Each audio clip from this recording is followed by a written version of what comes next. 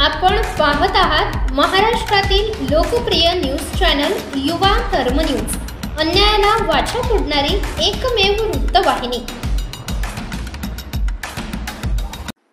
महायुती सरकारमधले मंत्री नेते असं म्हणत आहेत की उद्धव ठाकरे यांना मुख्यमंत्री असताना सर्वोच्च न्यायालयात आरक्षण टिकवता आलं नाही, हा एक भाग। आणि मराठा आरक्षणासंदर्भात बोलवलेल्या सर्वपक्षीय नेत्यांच्या बैठकीतही उद्धव ठाकरे उपस्थित नाही। बघा, ते असं आहे की आपल्या खांद्यावरचा ढेकून झटकण्याचा हा प्रकार आहे।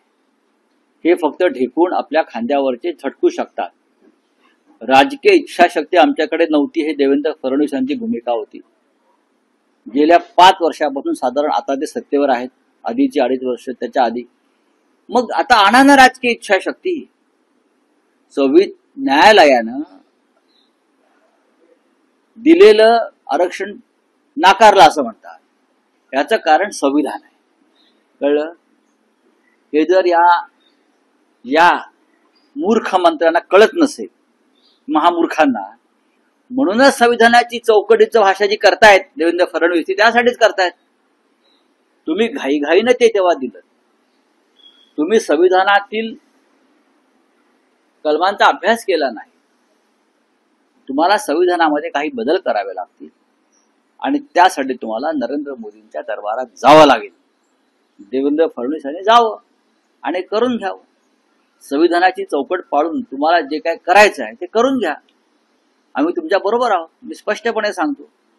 आता उठसूट तुम्ही माननीय उद्धव ठाकरे आणि अमुक तमुक करत बसाल तर तो तुमचा डरपोकपणा आहे।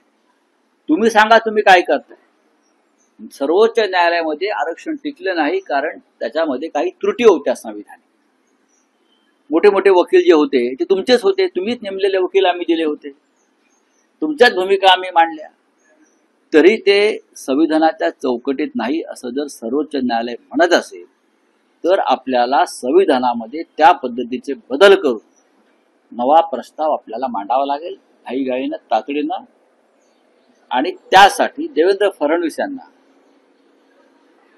अमित शहा आणि नरेंद्र मोदी यांच्याकडे जावं लागेल। ते जाणार आहेत का सांगा, त्यांनी स्पष्ट करावं, का जात नाहीत ते।